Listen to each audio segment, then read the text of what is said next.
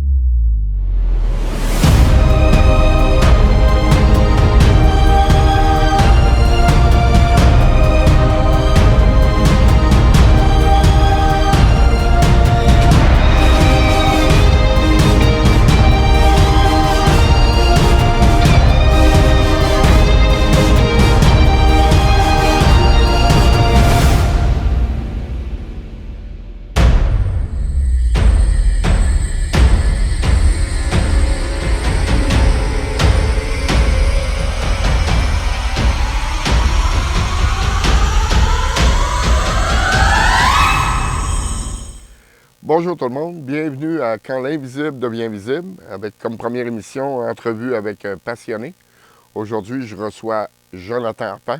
Salut Jonathan, Salut Fabien. ça va? Ça va bien toi? On est à l'air pur, Ouais, au lac Éco. l'activité du lac Éco, ça fait qu'on en profite en même temps pour Ben, faire cette première entrevue avec un passionné. Exactement. On faut en profiter. Alors, Le on va temps est beau. commencer. Exactement. Qui est Jonathan Arpent? Donc, comme Fabien l'a dit, je m'appelle Jonathan Arpin, j'ai 36 ans. Je suis passionné d'astronomie depuis 2012. Donc, ça fait 9 ans cette année que je fais de l'astronomie. Passionné de l'astronomie, surtout d'astrophoto. Mais ça, on va en parler un petit peu plus tard. Oui. Puis d'où vient cette passion? Donc, moi, ma passion m'est venue du club d'astronomie de Saint-Hyacinthe. Donc, le club d'astronomie de Saint-Hyacinthe, il a été ouvert dans les années 70. Et puis, par la suite, il a été fermé par manque d'intérêt. OK. Donc, le club a fermé. Et puis, en 2012, justement, il y a quelqu'un à Saint-Hyacinthe, un astronome amateur, que lui a décidé de vouloir repartir le club. Mon père, qui était dans les fondateurs du club des années 70, il a été contacté par ces gens-là. OK. Et puis, lui, il m'en a parlé. Et puis, c'est comme ça, de fil en aiguille, que tout s'est enfilé. Ta passion, c'est J'ai acheté une revue d'astronomie. J'ai pogné la piqûre. Puis, depuis ce temps-là... un petit appareil aussi, un petit télescope. Tu as commencé avec ça? On a commencé avec un petit télescope, pas trop cher pour commencer, savoir si on aimait ça. Puis, en regardant Saturne, la première fois que j'ai vu Saturne, tout de suite, j'ai pogné la Émerveillé piqûre. tout de suite, puis la piqûre à pogner. Le joyau du ciel, comme on peut l'appeler. Si on veut faire apprécier l'astronomie à quelqu'un, on lui montre Saturne. Puis, Et on gagne son cœur, c'est sûr. Exactement. Jupiter aussi. Oui, Deux planètes assez extraordinaires. assez extraordinaire, oui. Maintenant, Joe, parle-nous du type d'astronomie que tu fais, puis pourquoi. Donc, comme que je disais tantôt, quand j'ai regardé les revues, les premières revues que j'ai achetées, ce que je trouvais beau, c'était justement de voir les couleurs des galaxies, des nébuleuses. Je savais pas qu'on pouvait voir ça de nos yeux. Puis c'est en rentrant dans le club d'astronomie que j'ai appris qu'on ne pouvait pas voir ça de nos yeux. OK. Donc, pour pouvoir apercevoir des couleurs dans les nébuleuses et les galaxies, il faut se tourner vers l'astrophoto. Alors, tu pratiques l'astrophotographie. Exactement. Moi, ma passion, c'est tourner vers l'astrophoto parce que justement, c'est ce que je recherchais. Parce que tu voyais plus de détails. Puis... Exactement. Les détails puis des couleurs, surtout des couleurs, parce qu'on est habitué de voir des photos dans le Journal de Montréal, une belle photo de Hubble avec des couleurs puis beaucoup de détails. On est attiré à vouloir voir ça dans le télescope. Mais Alors ça, on voit ça qu'avec l'astrophotographie. seulement qu'avec l'astrophotographie. Donc, c'est une petite déception que j'ai eue en apprenant ça, en sachant que mon télescope ne serait pas capable de voir ça. Donc, c'est pour ça que j'ai tout de suite décidé de m'acheter un appareil photo. J'avais pas de passion pour la photo avant. Tu as commencé avec quel genre d'appareil? Mon premier appareil photo, c'était un petit appareil photo APN Sony. OK, Il m'a coûté 100 OK. Mon télescope, je l'ai acheté usagé, mon premier télescope, il m'a coûté 100 aussi. Donc, j'avais un équipement de 200 puis avec ça, j'ai fait ma première année d'astronomie. Puis j'ai réussi à faire des photos, comme ici sur l'affiche, on aperçoit Saturne. Oui, on Donc, la voit cette juste photo ici. a été faite avec mon équipement à 200 Donc, il y a moyen de faire des belles photos. Puis je sans- vais ajouter des plans de photos que Joe a pris en même temps sur ça. Ouais. Alors maintenant, on va passer à la question numéro 5, 4 ou 5. En tout cas, c'est celle où ce que tu participes à plusieurs activités Ouais. reliées à l'astronomie. Est-ce que tu peux nous en parler un peu? Donc, nous, depuis qu'on a commencé en 2012, qu'on est passionné de ça, on a décidé de voir des rassemblements d'observateurs, comme ici au Lac Éco, où il y a le Roc à Saint-Romain, que lui aussi, on se rassemble. Là-bas, il y a plus de gens. On est peut-être une centaine de télescopes d'installés. Puis c'est tous des passionnés. On peut discuter d'astronomie librement. Ça dure une fin de semaine, je crois. Oui, 3 jours. exactement. Celui-là, il est une fin de semaine, tandis que le Lac Éco, lui, ça se déroule sur 3 semaines. Où est-ce qu'on est présentement?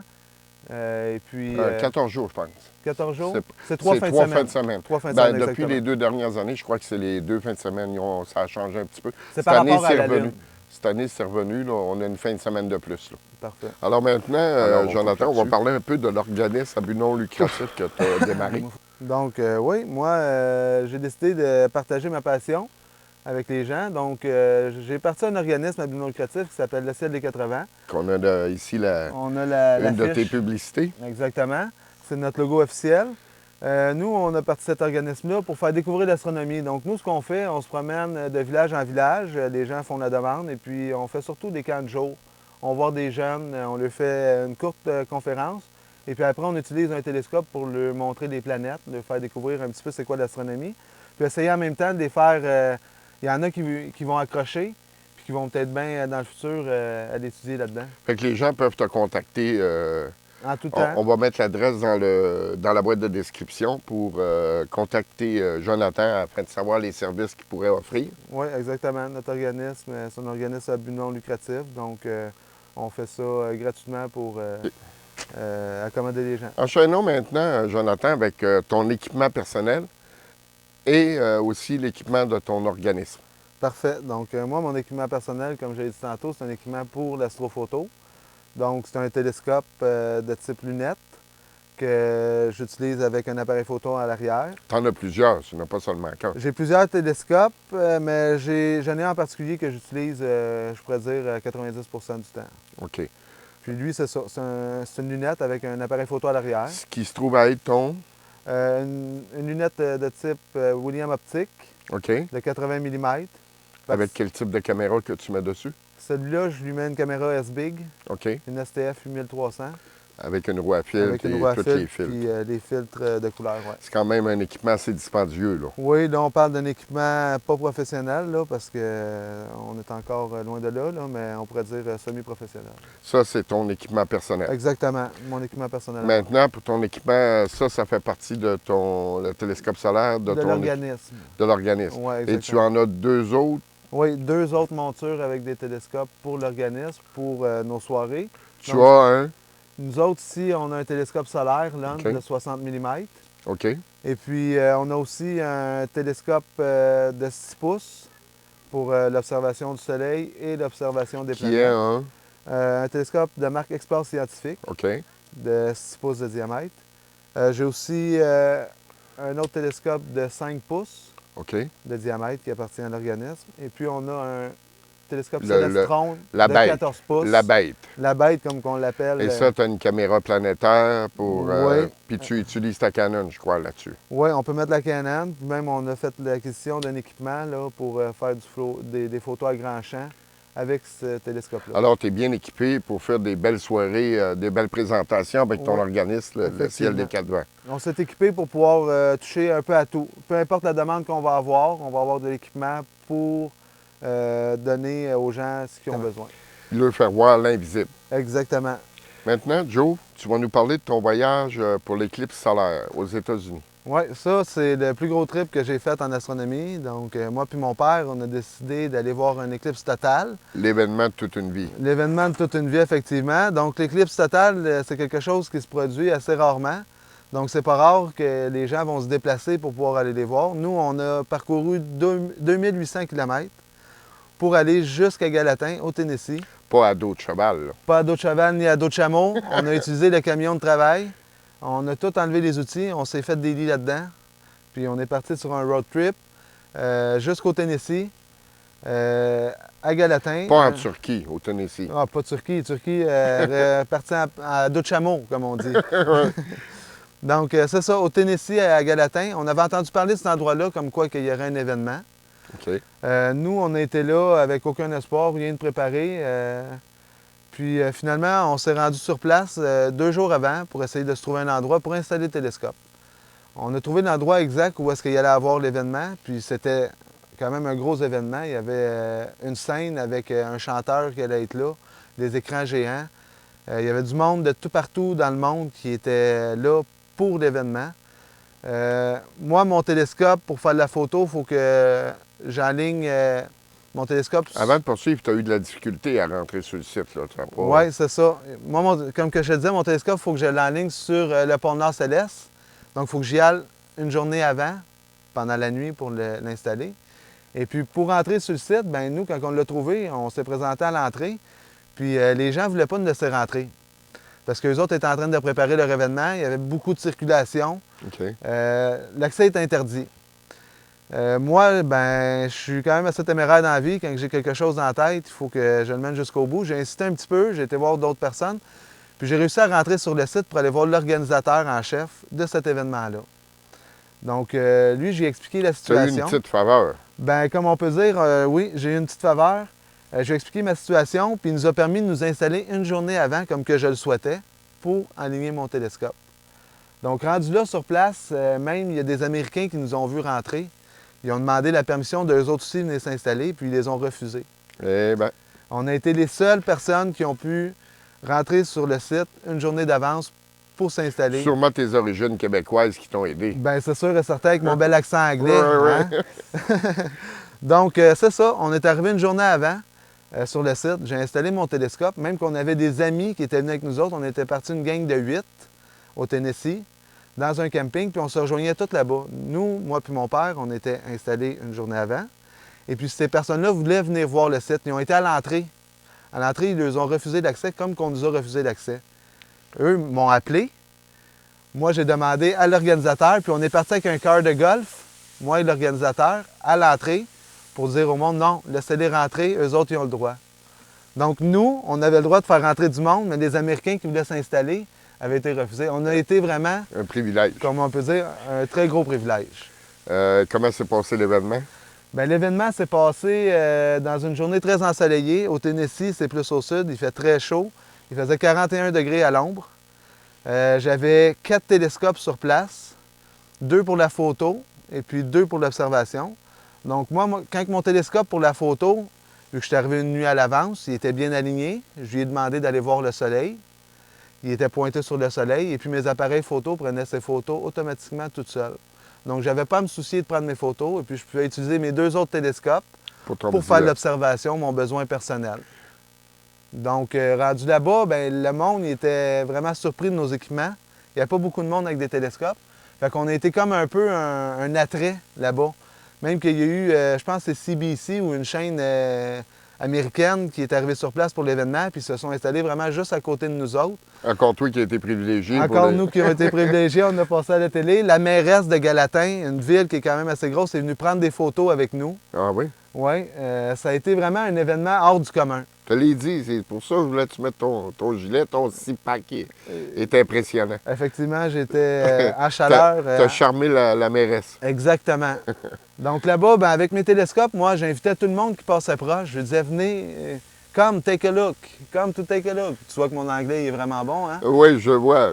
Et puis, il est tellement bon, je l'ai compris. Tu l'as compris, exactement. Puis tout le monde venait voir dans nos télescopes, c'était vraiment impressionnant. Puis un heureux hasard a été qu'il y avait une gang de Québécois.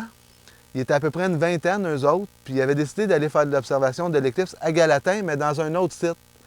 Il y a une personne de ce groupe-là qui m'a appelé en me demandant « Et puis, Joe, à l'endroit où est-ce que t'es, c'est-tu pas pire? » Moi, j'ai expliqué qu'on avait des toilettes à disposition, on avait des kiosques avec de l'eau, du melon d'eau, toutes sortes de services. En rentrant sur place, ils nous fournissaient une paire de lunettes pour les Le éclipses solaires pour pouvoir regarder, un petit éventail vu qu'il faisait vraiment chaud, puis de la documentation.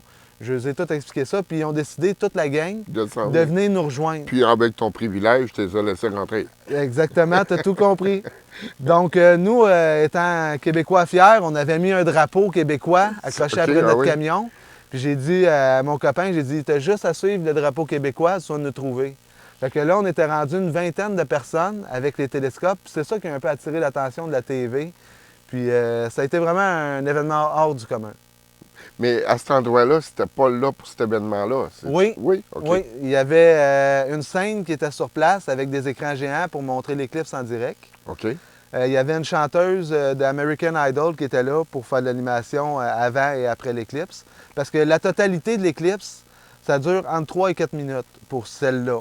À chaque éclipse, c'est différent. Nous, c'était 2 minutes 39, je crois. Le temps de l'éclipse Le temps de la totalité, exactement. OK, parce que l'éclipse en soi... C'était environ entre 4 et 6 heures. Je ne me souviens pas exactement, là. OK. Mais c'est un événement qui là-dessus, tu as pogné la couronne là, de solaire qu'on va mettre en photo aussi pendant qu'on parle de ça. Effectivement. Je vais faire afficher les photos de les captures que tu as faites durant ce voyage. Des photos qui ont été... des photos que j'ai prises avec une idée en tête. J'avais l'idée de faire des photos qui sortent du commun. Donc moi, ce que je voulais faire au départ, je voulais arriver à photographier la Lune en avant du Soleil. Donc j'ai essayé de faire des choses que pas beaucoup de gens ont essayé pendant cette éclipse-là. Tu parles de quoi? De photographier la surface de la Lune? Oui, exactement. En plus en plus de l'éclipse solaire. T'as-tu réussi? Je me souviens pas avoir vu les photos. Oui, absolument. Puis même ma photo a été publiée par l'Observatoire du Mont Mégantic, a été vue par plus de 70 000 personnes. Bon. Le lendemain de l'éclipse... Quand tu as un privilège, tu as un privilège. Ben oui, on a eu un privilège, puis même ça s'est continué le lendemain parce que j'avais envoyé ma photo à certains journaux. OK. Et puis, ces journaux-là, même le journal de Sorel, m'a téléphoné personnellement le lendemain pour me passer en entrevue, pour pouvoir faire un article dans le journal. J'ai été publié aussi dans le journal de Saint-Hyacinthe. C'est-tu cette image-là que tu t'es fait prendre sur Facebook? Absolument. Sur Facebook, que quelqu'un a publié? Oui, ça, c'est une personne en France. Cette personne-là a dit que ma photo était un fake, que ça se pouvait pas qu'on voit ça comme ça. OK, encore une histoire de conspirationniste. Oui, puis cette personne-là a pris ma photo, a enlevé mon nom en bas avec le copyright, l'a publié sur sa page Facebook. Donc, la personne a modifié ma photo sans... En plus, en disant que c'était un montage. Puis il demandait au monde ce qu'il en pensait, comme quoi que lui pensait que c'était un fake. Fait que j'ai trouvé ça un petit peu... bon. Un petit peu ordinaire. On va montrer cette photo-là en arrière-plan pendant que tu en parles. Oui. Y avait-tu d'autres choses que tu voulais rajouter sur ce voyage-là? C'est sûrement inoubliable, là. C'est quelque chose que je vais me souvenir pour le restant de ma vie. C'est un souvenir que je vais me... On va finir avec l'autre. On va finir avec elle. Donc, c'est un souvenir que je vais me rappeler pour le restant de ma vie. Et puis, en 2024, ici au Québec, on va avoir la chance de voir une éclipse totale. Donc, ça ne se reproduira pas avant 2060, je crois, aux alentours de ça. Donc, c'est un événement que si vous avez la chance d'aller voir, il fait beau. On n'avait pas une qui passait vers la Gaspésie? En 2024. En Gaspésie, là, qui a allongé exactement. Les côtes américaines, puis la côte sud, c'est ça, la Gaspésie, je crois? Oui. L'Observatoire du Mont Mégantic, ça va être un bon endroit, justement, pour l'observer, celle-là. Elle va être totale à partir de cet endroit-là? Absolument. Alors, on devrait la voir d'ici. Sûrement, oui. Absolument. Il faut regarder sur Internet pour voir exactement, pour être sûr, parce que c'est vraiment un événement à ne pas rater si on est intéressé par l'astronomie. Je mettrai un lien là-dessus aussi pour cette éclipse en 2024 que tu dis. Exactement. Alors, est-ce que tu as d'autres choses à ajouter pour ton voyage? Non, pour moi, c'est tout. Alors maintenant, Joe, on va parler un peu de tes photos que tu as faites. Oui. On a ici quelques-unes qu'on ne verra pas probablement si je vous les montre, mais que je vais mettre en arrière-plan durant la discussion sur ces photos. On en a plusieurs. Ça, tu as pris ça, tu as imprimé ça avec ton imprimante. Oui, c'est une imprimante maison. Tu l'as fait plastifier. Dans une papeterie, là. N'importe quel bureau, en gros. Exactement. Toutes les places où papeterie, là. Oui, c'est ça. Alors, sur ça, je Je vais mettre ça là, aussi en arrière-plan, vous allez voir ces photos. Il y en a plusieurs. Il y en a sûrement plus que ça. Tu les as pas toutes plastifiées. Non, absolument. Alors, on va montrer ça en arrière-plan. Alors, sur ce, l'émission se termine. Je vous remercie d'avoir pris le temps d'écouter. Je remercie Jonathan d'avoir participé à cette première entrevue avec un passionné de l'émission Quand l'invisible devient visible. Si vous aimez, vous faites le pouce bleu en l'air et vous partagez la vidéo en grand nombre. Je vous remercie beaucoup. À la prochaine. Salut Joe, merci encore. Salut.